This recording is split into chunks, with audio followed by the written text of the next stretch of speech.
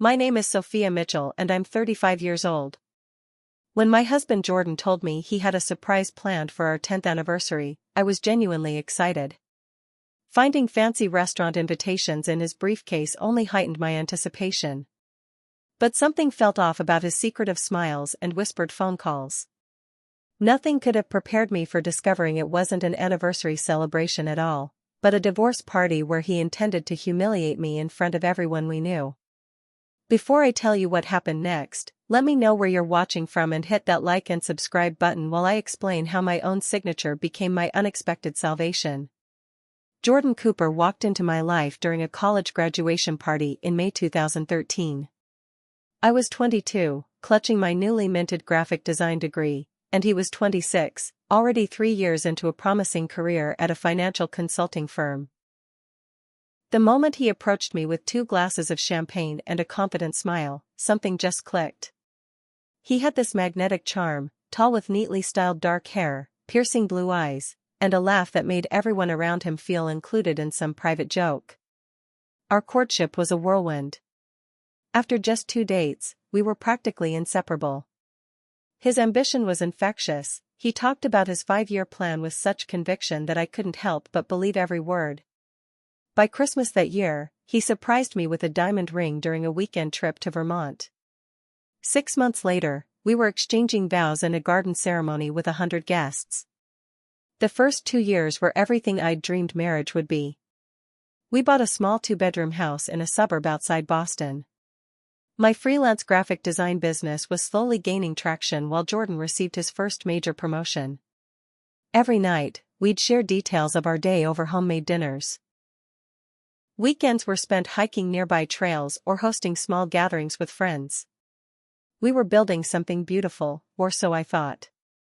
When Jordan was offered a significant promotion that required relocating to Chicago, I didn't hesitate. I packed up my budding business, said goodbye to my local clients, and started over in a city where I knew no one. It's an investment in our future, Jordan assured me as we toured houses in upscale neighborhoods I never imagined we could afford. Our new home had a dedicated space for my home office, but Chicago's design market proved more competitive than I anticipated. Meanwhile, Jordan thrived. 60-hour work weeks became his norm. Our dinner conversations shifted from sharing daily anecdotes to him explaining complex financial strategies I struggled to follow. When I'd share challenges with rebuilding my client base, he'd offer quick solutions before redirecting the conversation to his work accomplishments. "You don't need to worry about finding clients right away," he'd say. "My income is more than enough for both of us. Take your time finding the right opportunities." His words sounded supportive, but there was an underlying message that my career was secondary, optional even. 3 years into Chicago life, Jordan announced another promotion, one that would take us to New York City. Once again, I uprooted my finally stabilized business. This time, something felt different. The supportive partner who had once enthusiastically shared my portfolio with potential clients was now suggesting I might take a break from working altogether. We could start thinking about a family, he proposed one evening. The New York apartment has that perfect small bedroom for a nursery. When I expressed wanting to establish my business first, his disappointment was palpable. It was around this time that my college friend Natalie began voicing concerns during our monthly video calls. "You've moved twice in 4 years for his career, sophomore. When does he compromise for you?" she asked after I mentioned Jordan's dismissal of a prestigious design opportunity in Philadelphia because it didn't align with his career trajectory. "It's not that simple, Nat. His income supports our lifestyle," I defended, though her words lingered uncomfortably. The truth was, our financial arrangement had shifted gradually. What started as joint accounts evolved into Jordan managing the important finances while giving me an allowance for household expenses and personal items. He called it playing to our strengths, since he worked in finance. It seemed logical at the time. He handled investments and major purchases while I managed day-to-day expenses. I didn't notice how completely I'd surrendered financial control until applying for a small business loan to expand my studio and realizing I had no independent credit history. Everything was in Jordan's name. our apartment lease, utilities, credit cards, even my car lease. When I brought this up, he seemed genuinely confused. Why would you need your own credit? We're married. My credit is your credit. His tone wasn't angry, just matter of fact, as though questioning why I'd want financial independence. 7 years into our marriage, the foundation was beginning to crack, though I wasn't ready to acknowledge it. Jordan's career continued its meteoric rise, bringing increased travel and later nights at the office. I had finally established a solid client base in New York's competitive design market, but Jordan's interest in my work had noticeably waned.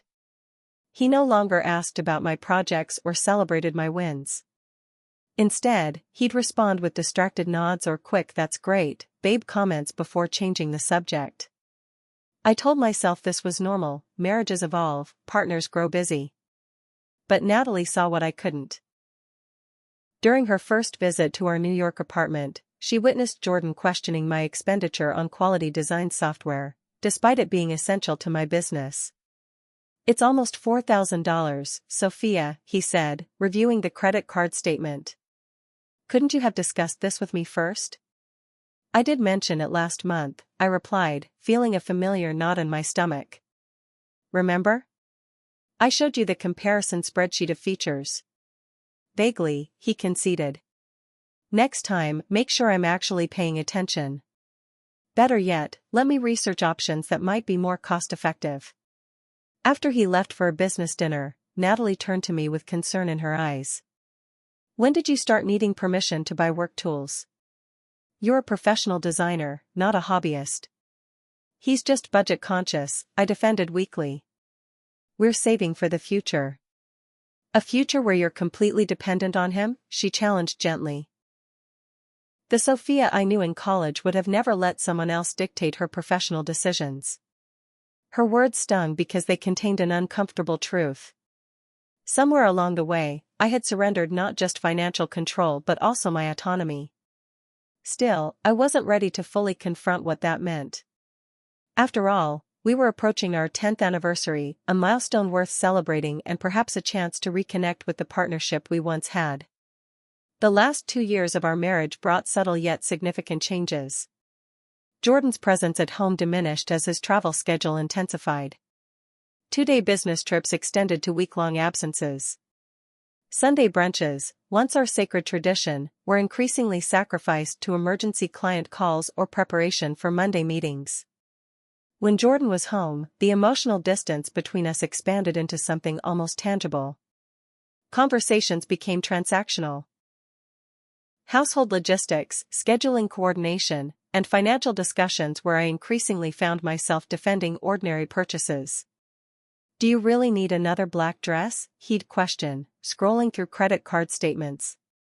"It's for the Henderson client presentation next week," I'd explain, hating the defensive tone that automatically crept into my voice. "Couldn't you wear the one you bought last year?" "They wouldn't know the difference." These comments extended beyond my purchases to subtle criticisms of my appearance. What began as helpful suggestions evolved into regular critiques. "That hairstyle ages you," he remarked casually one evening before a dinner with his colleagues. Or, "You might want to hit the gym more regularly, sitting at a design desk all day isn't doing your figure any favors." Each comment landed like a paper cut, seemingly minor but surprisingly painful. I found myself second-guessing everything from my wardrobe choices to whether I deserved ordering dessert when we dined out. My design business had finally found solid footing in New York, with a roster of regular clients and even an industry award nomination. Yet Jordan's interest in my professional achievements had completely evaporated. "That's nice, babe," he'd say distractedly when I shared exciting project developments, before immediately pivoting to his own work challenges. When the nomination resulted in an actual award, Jordan skipped the ceremony due to a non-negotiable client dinner. I accepted the award alone, surrounded by peers congratulating me while I made excuses for my husband's absence. Our financial arrangement grew increasingly restrictive. Jordan moved our shared accounts to a bank that didn't have a convenient branch near my studio, making cash deposits from clients cumbersome. He suggested I simplify by having clients pay through his business manager, who would then allocate funds to my allowance account. "It's more tax efficient this way," he explained when I questioned this arrangement. "Trust me, this is what I do professionally." When I gathered courage to suggest marriage counseling after a particularly difficult month of barely seeing each other, Jordan's response was dismissive. "We don't need some stranger analyzing our private life," he said. "All marriages go through phases. This is just a busy period." Instead of counseling, I tried planning special date nights, only to have them repeatedly cancelled last minute due to unavoidable work commitments. I attempted to rekindle our connection through weekend getaways, but Jordan would spend much of the time on his phone, responding to urgent emails. Our intimacy had all but disappeared. Physical affection, once natural and frequent, became rare and perfunctory. When I tried initiating closeness, Jordan would often claim exhaustion or early meetings the next day. The rejection stung more each time. Isolation crept in gradually. The couple friends we'd made in New York were primarily Jordan's colleagues and their spouses. Social gatherings revolved around his work connections. When I suggested inviting my design friends for dinner, Jordan would find reasons to postpone indefinitely. "They're not really our crowd, are they?" he'd say. "Besides, the apartment's being renovated soon, or let's wait until after this busy quarter." My calls with family became less frequent, partly because Jordan would make comments about marathon phone sessions taking time away from us. Even my friendship with Natalie suffered, our weekly calls reduced to monthly, then sporadic catch-ups that felt rushed and superficial. Looking back, I recognize the classic signs of isolation that often accompany controlling relationships. At the time, I rationalized each boundary as circumstantial rather than systematic. Increasingly suspicious behaviors emerged. Jordan's phone acquired a new passcode he didn't share. He began taking calls in another room or on the apartment balcony. His explanation was always work confidentiality, but the behavior extended to personal communications. Financial discrepancies appeared. Monthly expenses that Jordan couldn't quite explain. Weekend conferences with no supporting documentation.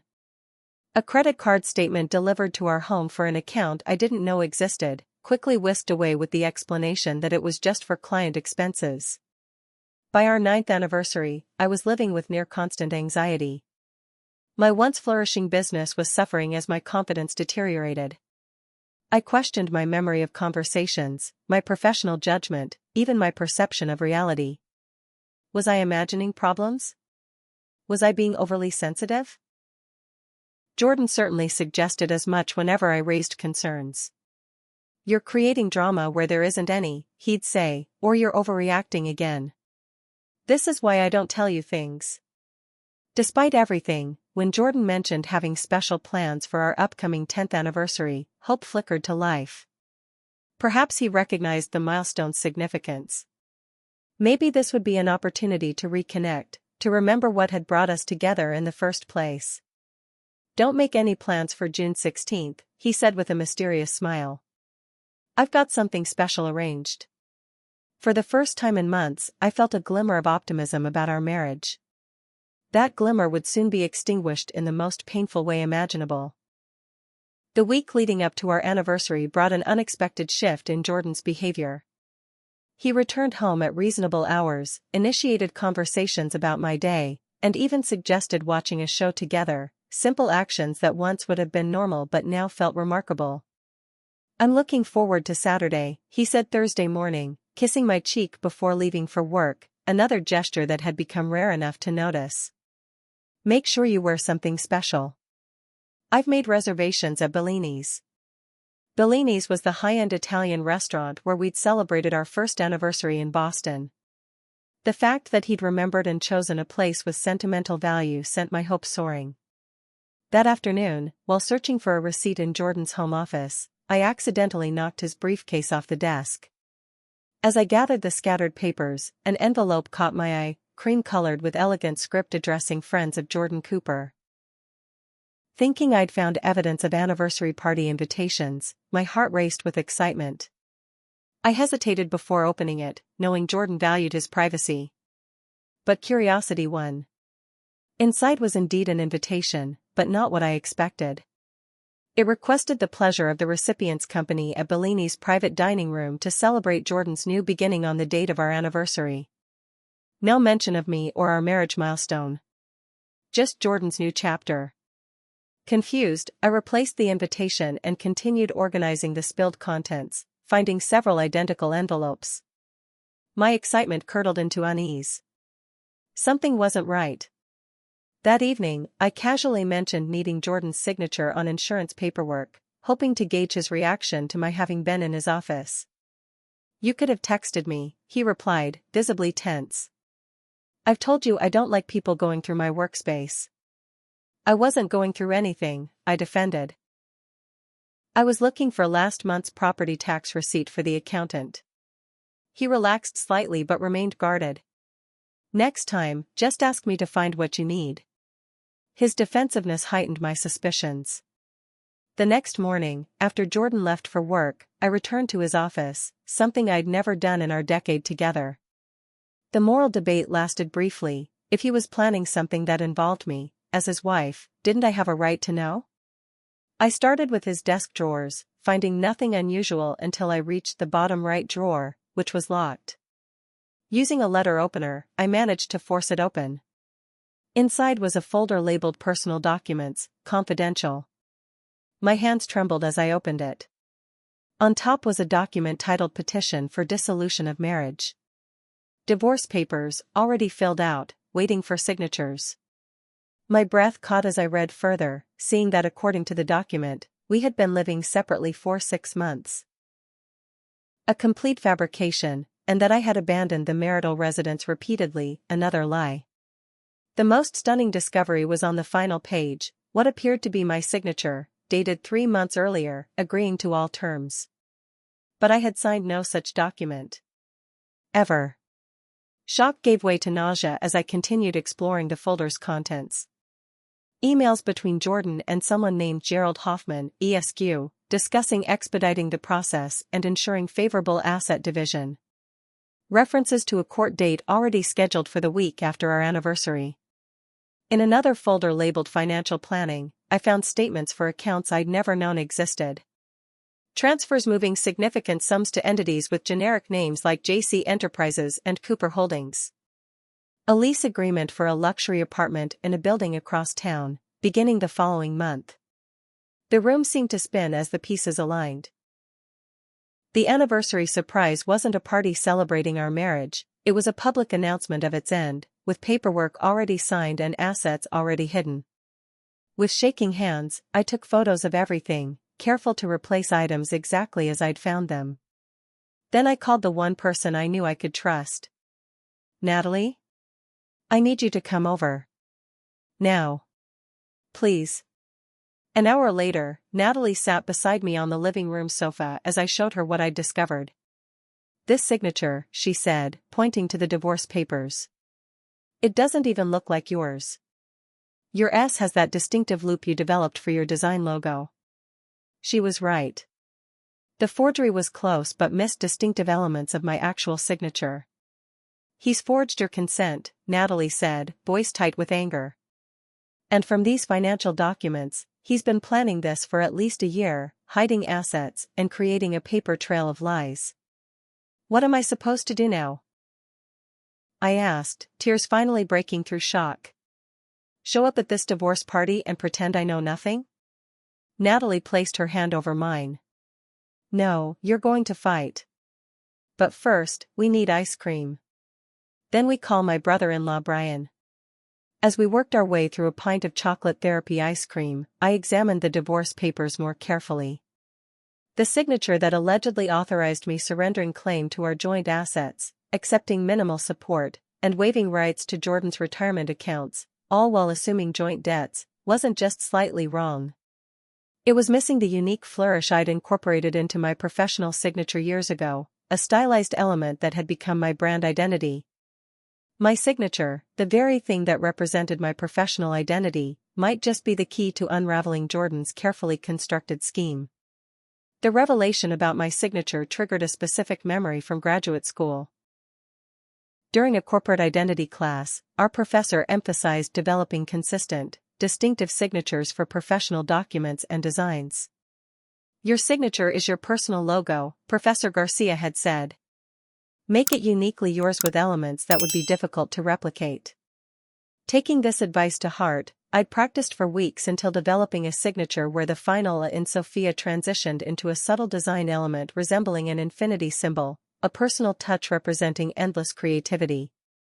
This distinctive flourish became incorporated into my professional logo and appeared on every contract, design proposal, and official document I'd signed for the past 12 years. The signature on Jordan's divorce papers lacked this critical element. It was a reasonable approximation of my handwriting but missed the unique flourish that anyone familiar with my professional identity would recognize instantly. Natalie's brother-in-law Brian arrived at my apartment that evening, legal pad in hand. As a corporate attorney, he wasn't a divorce specialist, but he understood legal documentation and forgery implications. "This is serious, Sophia," Brian said after examining the documents and comparing them with samples of my authentic signature. "Forging signatures on legal documents constitutes fraud. The financial maneuvering suggests premeditated attempt to conceal marital assets." "What should I do?" I asked, still processing the magnitude of Jordan's betrayal. "First, do not confront him," Brian advised firmly. "You have an advantage right now, he doesn't know that you know. Second, we need to document everything thoroughly." Under Brian's guidance, I began methodically gathering evidence. I collected documents bearing my authentic signature from the past 5 years, contracts with clients, our mortgage papers, tax returns, even greeting cards to family members. Each consistently displayed my distinctive signature with the unique flourish. I photographed the forged signature on the divorce papers from multiple angles, then carefully returned the documents to Jordan's desk drawer exactly as I'd found them. Brian helped me create a secure online folder where I uploaded images of all financial documents I'd discovered, statements from hidden accounts, property records, evidence of fund transfers, and emails with the divorce attorney. "We'll need professional financial forensics," Brian noted. "Do you have anyone you trust who understands complex finances?" I thought immediately of Amy Chen, a college friend who had become a forensic accountant. We'd fallen out of touch but reconnected at a design conference last year when I created branding materials for her firm. Amy agreed to meet the following day. After explaining my situation, she reviewed the financial documents with a trained eye. "Classic asset hiding," she confirmed. "He's been transferring funds to shell companies, likely planning to retrieve them after the divorce finalizes. These offshore account statements suggest tax evasion too." Amy identified nearly $780,000 in assets that had been systematically moved from our joint holdings over the past 18 months, funds I had legitimate claim to as his spouse, representing years of our shared life and my sacrificed career opportunities. "The good news," Amy explained, "is that divorce courts take a very dim view of hidden assets. Judges often award punitive settlements when one party attempts concealment."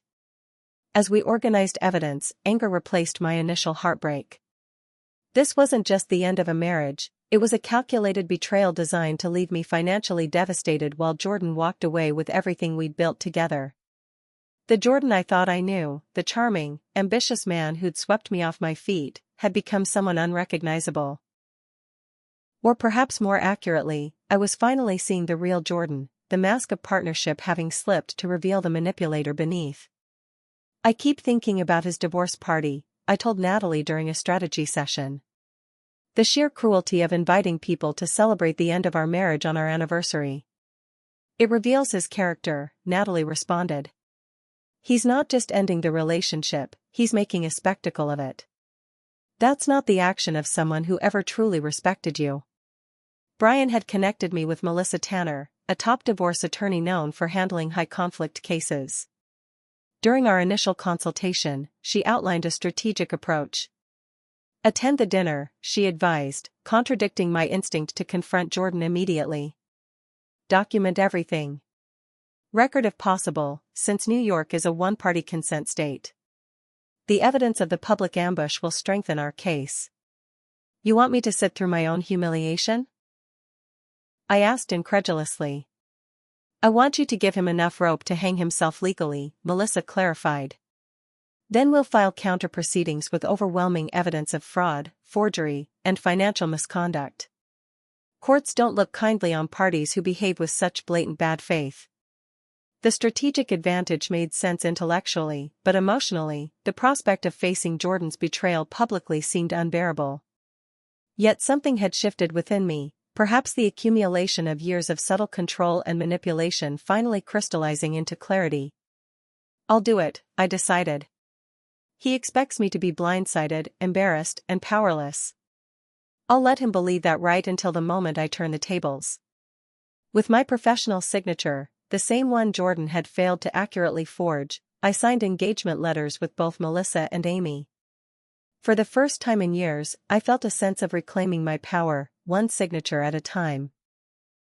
The night before our anniversary, I lay awake in our bed, acutely aware of Jordan sleeping peacefully beside me, likely dreaming of his orchestrated humiliation planned for the following evening. His breathing came easy, unburdened by conscience.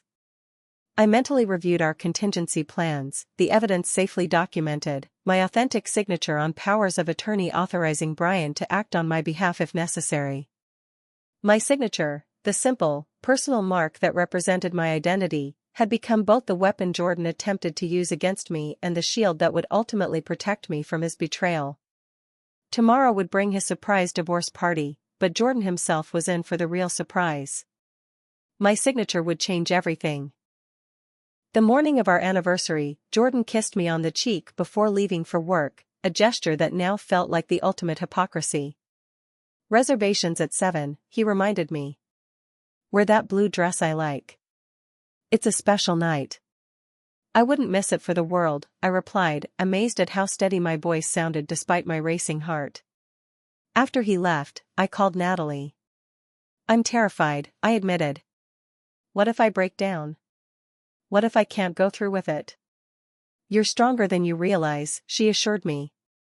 Remember, he's counted on your compliance for years. That ends tonight. I spent the afternoon preparing methodically. I chose the blue dress as instructed, a designer piece Jordan had selected during better times, but paired it with jewelry I'd bought myself to celebrate my design award, symbols of my professional accomplishment he'd never acknowledged. I styled my hair with precision, applied makeup that enhanced rather than masked my features, and selected heels that brought me nearly to Jordan's height. The woman in the mirror looked confident, composed, elegant, revealing nothing of the emotional turmoil beneath. In my evening bag, I placed a small digital recorder, legal in New York with one-party consent, copies of the forged documents, and Brian's business card. Melissa would be on standby, prepared to receive evidence in real time. Jordan arrived home at 6, already dressed in a tailored suit I'd never seen before. You look beautiful, he said, appraising me with an expression I now recognized as calculating rather than admiring. Are you ready for your surprise? Absolutely, I replied, meeting his gaze directly. I've been looking forward to it all day. The car ride to Bellini's passed in surreal calm, Jordan chatting about a successful client meeting while I nodded at appropriate intervals, hyper-aware of the recorder capturing his pretense of normalcy. Upon arrival, the maitre d' greeted Jordan by name, leading us toward the private dining room at the back of the restaurant. Through the partially open door, I glimpsed decorations and heard multiple voices, the gathering I'd been dreading all day. Before we go in, Jordan said, stopping just outside the door, I want you to know that change can be difficult but ultimately for the best. A strange comment for an anniversary celebration, but perfectly aligned with what I now knew was coming. I forced a smile, nodding as though his cryptic statement made perfect sense. The maitre d' opened the door fully, and Jordan guided me inside with his hand at the small of my back, a possessive gesture that once felt protective but now seemed controlling. The room fell silent as we entered. About 20 people stood holding champagne flutes, expressions ranging from awkward discomfort to morbid curiosity. A banner hung across the back wall reading Happy New Beginnings, Jordan, with divorce party in smaller letters beneath. On a side table sat a cake decorated with a broken wedding ring design. The silence stretched until Jordan spoke, his voice projecting confidence. Thank you all for coming to support me during this transition. For those who haven't met her, this is Sophia, my soon-to-be ex-wife. Gasps and uncomfortable murmurs filled the room. Some guests, mainly Jordan's colleagues, avoided eye contact. Others, people I'd considered friends, looked embarrassed but not surprised, suggesting they'd known about this ambush beforehand. In the corner stood a young woman, perhaps 25, watching the scene with barely concealed satisfaction. The assistant Jordan had hired last year, whose name he rarely mentioned. Sophia and I have grown apart, Jordan continued smoothly, as though narrating a business presentation. She's been aware of this decision for months, but I wanted to celebrate this new chapter officially with friends who've supported me through challenging times. The absolute audacity of his lies stunned me momentarily. In his narrative, I was not only aware of but complicit in my own humiliation. Jordan raised his glass. To moving on to better things, he toasted, glancing meaningfully toward his assistant, whose smile confirmed my suspicions about their relationship. The room responded with hesitant sips rather than enthusiastic gulps. Even among Jordan's allies, this public spectacle clearly crossed lines of decency. We've already filed the paperwork, Jordan announced, reaching into his jacket. Tonight's actually the final step. He produced an envelope containing what I recognized as the fraudulent divorce papers. All we need is one last signature to make it official, he declared, extending a pen toward me with the confidence of a man who expected no resistance, a man accustomed to my compliance. The room watched in uncomfortable silence as I accepted the papers, allowing my hands to tremble slightly, not from fear but from contained rage. You want me to sign these? Now? In front of everyone? I asked, my voice deliberately small. Just a formality, Jordan assured with a patronizing smile. You've already agreed to the terms. This is just the final page requiring signature. I opened the document slowly, making a show of reviewing it. You're right that signatures are important, I said, my voice gaining strength. They represent agreement, consent, authorization. Something in my tone made Jordan's smile falter slightly. Which is why it's particularly troubling, I continued, voice now clear and steady, when someone forges another person's signature on legal documents. The room grew completely still. What are you talking about? Jordan asked, eyes narrowing. I reached into my purse, retrieving copies of the documents I'd discovered. I'm talking about this signature that allegedly belongs to me, authorizing a divorce agreement I never saw, much less signed. I held up the papers side by side, the forged signature beside contracts bearing my authentic signature with its distinctive flourish.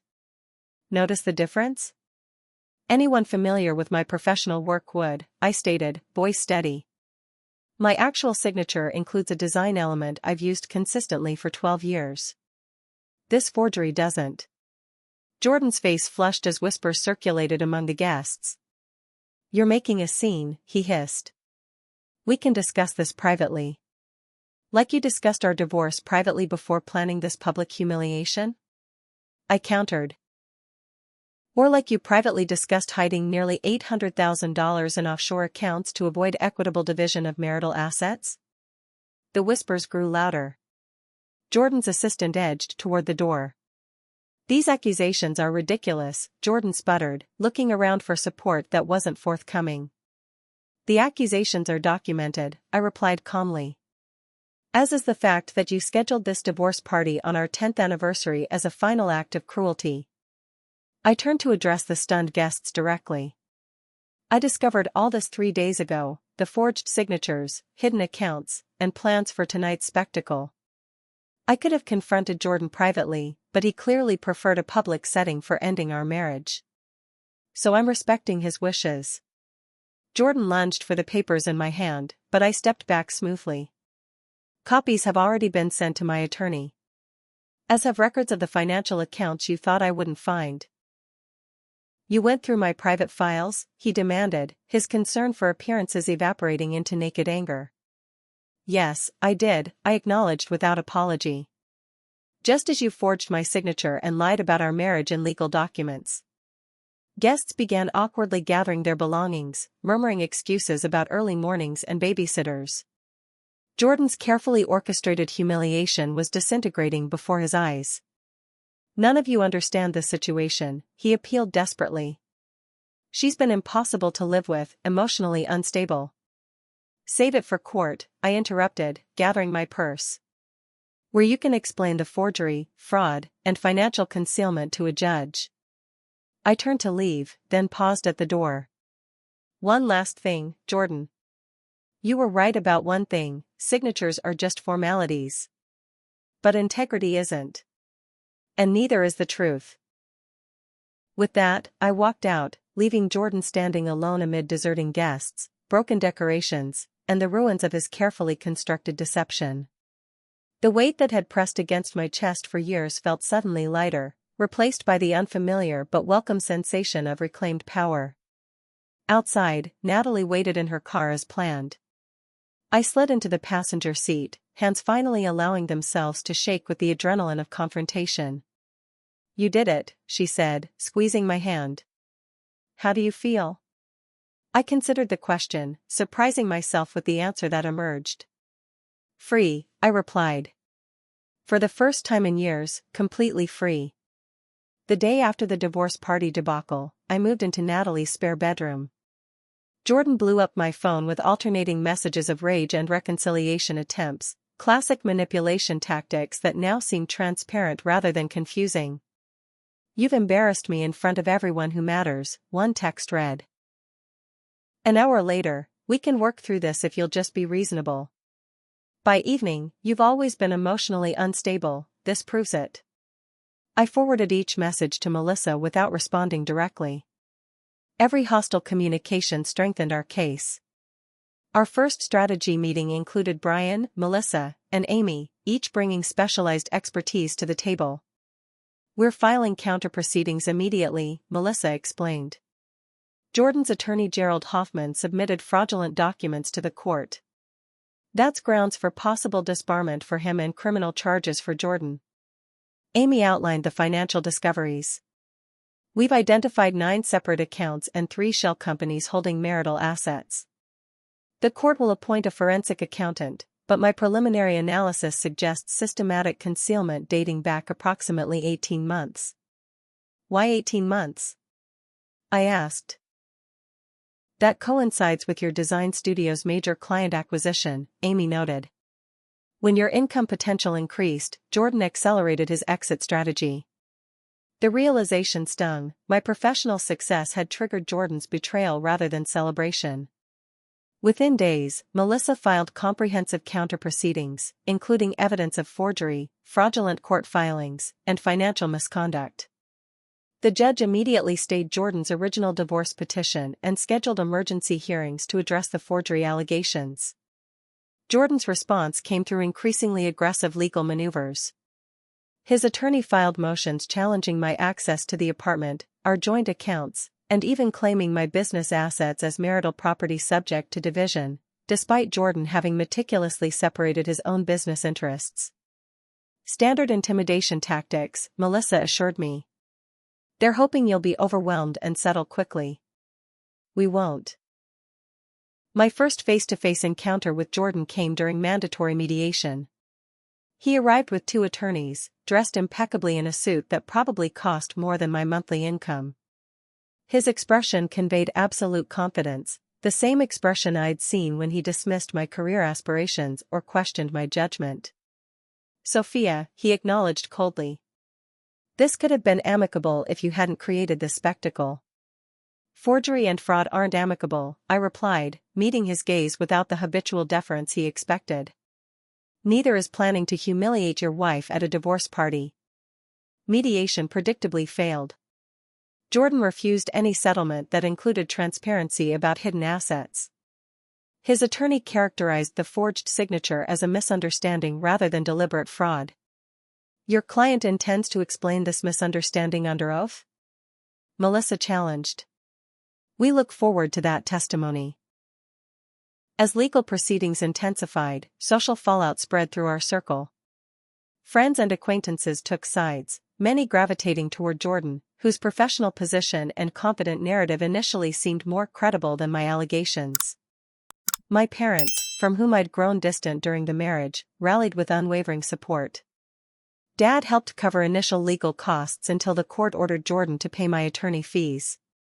Mom flew in from Arizona, spending a week helping me salvage personal belongings from the apartment during court-appointed access times. We never liked him, Dad admitted during a video call. He seemed to dim your light from the beginning, but we didn't know how to tell you. The most surprising support came from unlikely sources. Jordan's former executive assistant Catherine reached out through LinkedIn with documentation of financial irregularities she'd observed before resigning. 2 couples from our social circle, previously Jordan's friends, contacted me after witnessing his behavior at the divorce party, offering statements about his prior admissions of having plans to leave without losing assets. Jordan's company initiated an internal investigation after our legal filings revealed potential misuse of corporate resources in establishing his shell companies. His carefully constructed professional reputation began showing cracks as colleagues distanced themselves from potential impropriety. Throughout this turbulent period, I channeled anxiety into rebuilding my design business. Working from Natalie's dining table initially, then converting a storage room in her apartment building into a makeshift studio, I reconnected with former clients and secured several new projects.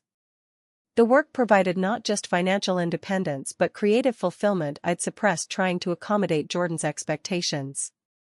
Each completed project, each satisfied client, restored confidence that had eroded during the marriage. 3 months into legal proceedings, Jordan's attorney requested renewed settlement negotiations, a clear indication our case was strengthening. Melissa advised cautious optimism. They're feeling pressure from the forensic accountant's preliminary findings, she explained.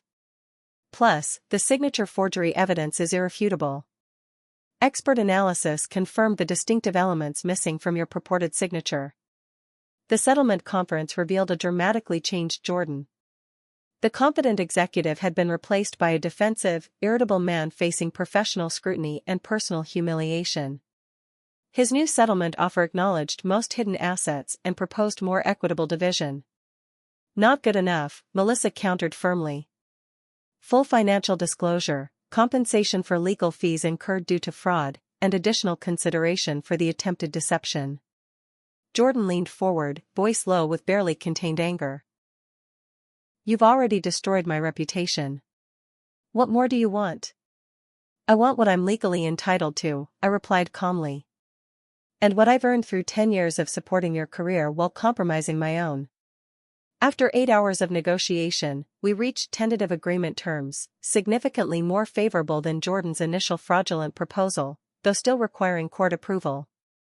As we prepared to leave, Jordan requested a private word. Against Melissa's advice, I agreed to 5 minutes in the conference room with the door open. I don't understand why you're doing this, he said, exhaustion evident in his voice. We could have ended things cleanly. Clean for you, I corrected. With me left financially vulnerable after sacrificing for your career for a decade. That was never going to happen, Jordan.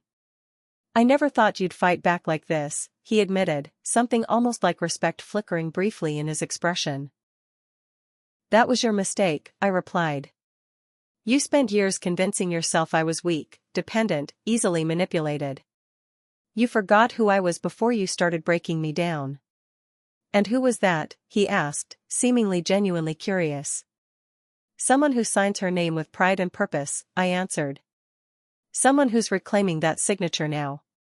As mediation continued, Jordan's company concluded its internal investigation, placing him on administrative leave pending resolution of financial irregularities.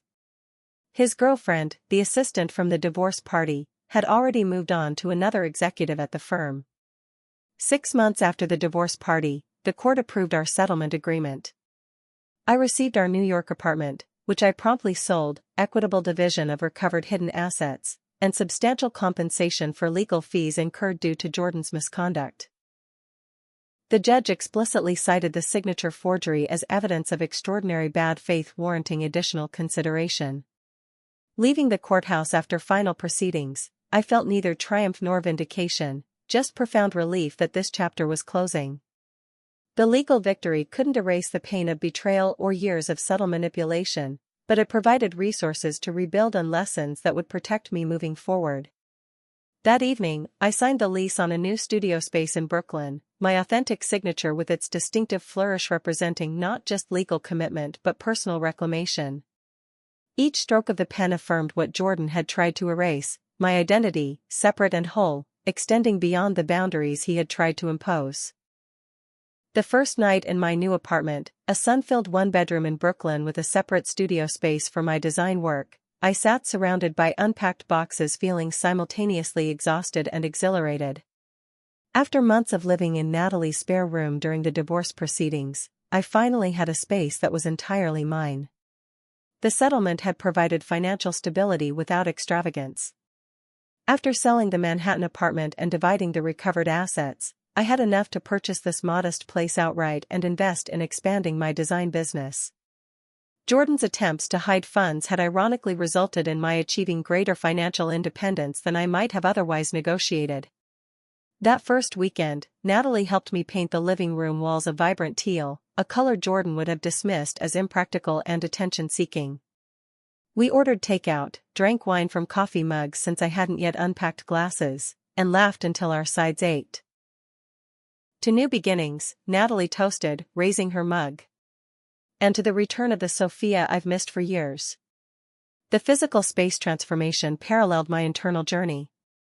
With each deliberate choice, furniture that reflected my aesthetic rather than Jordan's preferred minimalism, art that inspired rather than impressed, kitchen equipment that supported my rediscovered love of cooking, I reclaimed pieces of identity I'd gradually surrendered during the marriage. My therapist, Dr. Lynn, helped navigate the emotional landscape of recovery. During our weekly sessions, we unpacked the patterns that had allowed Jordan's controlling behavior to escalate so gradually I hadn't recognized it. The metaphor of boiling a frog applies to emotional manipulation, she explained during one particularly insightful session. If changes happen slowly enough, we adapt without realizing the danger until we're already cooked. Through therapy, I confronted uncomfortable truths about my own complicity, how childhood patterns had primed me to seek approval, to accommodate others' needs at the expense of my own, to mistake control for care. Recognizing these patterns doesn't mean blaming yourself, Dr. Lynn emphasized. It means identifying vulnerabilities so they can't be exploited again. I also joined a support group for people recovering from controlling relationships. The validation of hearing similar experiences from diverse individuals, successful professionals, creative personalities, people of all backgrounds, helped dissolve the shame that had kept me isolated.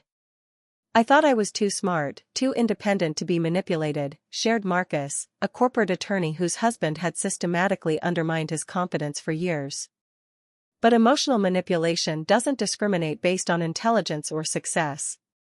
Professionally, I channeled recovery energy into reimagining my design business.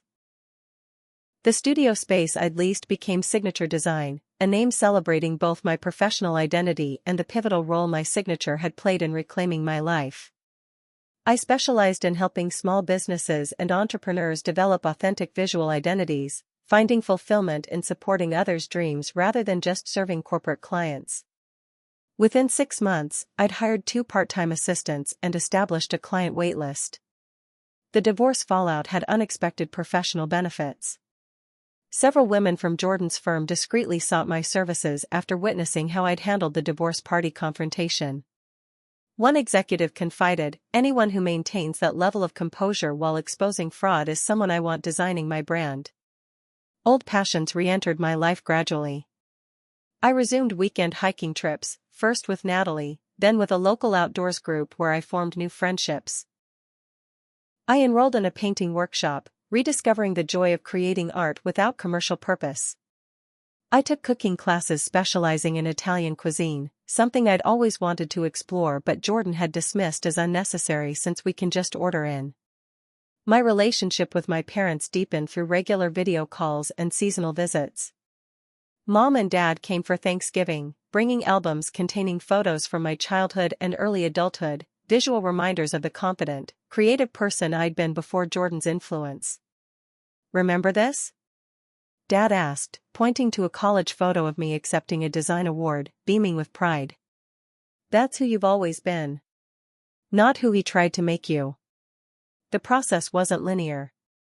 Some days brought crushing grief over wasted years and betrayed trust. Other days, residual fear surfaced. Had I made financial mistakes? Was I truly capable of independent success? Was I foolish to trust again? Dr. Lynn assured me these doubts were normal aftershocks of prolonged emotional manipulation. Healing isn't about never feeling pain or fear, she explained. It's about recognizing these emotions without letting them dictate your choices. 1 year after the divorce finalized, I received a letter from Jordan, his first direct communication since court proceedings concluded. His firm had ultimately terminated his employment following their investigation. He'd relocated to Chicago, started at a smaller company, and claimed to be reflecting on past mistakes. The letter contained what superficially resembled an apology. I realize now my actions hurt you, and I wasn't my best self in our relationship. But careful reading revealed persistent deflection, pressures you couldn't understand, and communication failures on both sides. He closed by asking for closure conversations to facilitate mutual healing. After careful consideration and discussion with Dr. Lynn, I chose not to respond. Jordan's letter sought absolution without demonstrating genuine understanding of the harm caused. My healing didn't require his participation or approval. Instead, I channeled that energy into organizing a workshop for a women's business alliance on recognizing financial control in relationships. Using my own experience as a teaching tool transformed personal pain into collective wisdom. 18 months post-divorce, an unexpected connection emerged from a professional consultation. Mark Donovan, a corporate attorney Brian had introduced during my legal proceedings, contacted me about designing materials for his new private practice focusing on supporting entrepreneurs. Our initial coffee meeting extended 3 hours as conversation flowed beyond professional parameters into shared interests in architecture, jazz, and community advocacy. A business relationship evolved into friendship, then cautious dating after 6 months of getting to know each other. Unlike the whirlwind romance with Jordan, my relationship with Mark developed deliberately, with clear communication and mutual respect for independence. When anxieties from past experiences surfaced, I addressed them directly rather than suppressing concerns. I need financial transparency, I told Mark during a conversation about potential vacation plans. Separate accounts are fine, but hidden finances are an absolute deal-breaker for me. Instead of defensiveness, Mark responded with understanding. Given your experience, that makes complete sense. What would make you feel most comfortable moving forward? This pattern repeated across various domains, expressing needs, being heard, finding solutions together rather than capitulating to maintain peace. The relationship felt like partnership rather than performance, collaboration rather than compliance. 2 years after the divorce party, I hosted my own gathering at Signature Design Studio. Celebrating the company's expansion and my personal milestone of complete emotional and financial independence. Surrounded by new friends, supportive family, and valued clients, I offered a toast. 2 years ago, I was about to face the most painful public humiliation imaginable, I acknowledged openly. What I didn't know then was that hitting rock bottom would reveal foundations I couldn't see before, resilience, courage, and an identity that couldn't actually be erased by someone else's manipulation. I raised my glass. To signatures, the marks we make that define who we truly are. The journey from manipulation to freedom had been painful, but standing in my own space, surrounded by connections formed in authenticity rather than performance, I recognized the profound gift hidden within Jordan's betrayal. By attempting to erase me completely, he had inadvertently forced me to reclaim myself entirely. My signature, with its distinctive flourish representing endless creativity, now appeared not just on legal documents and design contracts but metaphorically across every aspect of my reclaimed life. Each day represented another opportunity to sign my name to authentic choices, relationships, and a future designed by my own hand. Have you ever had a moment when something that seemed like your greatest defeat actually became your path to freedom? I'd love to hear your stories in the comments below. And if this story resonated with you, please hit that like button, subscribe to hear more journeys of resilience, and share with someone who might need to be reminded of their own signature strength. Thank you for witnessing my story, and remember, sometimes what seems like an ending is actually the first page of a much better chapter.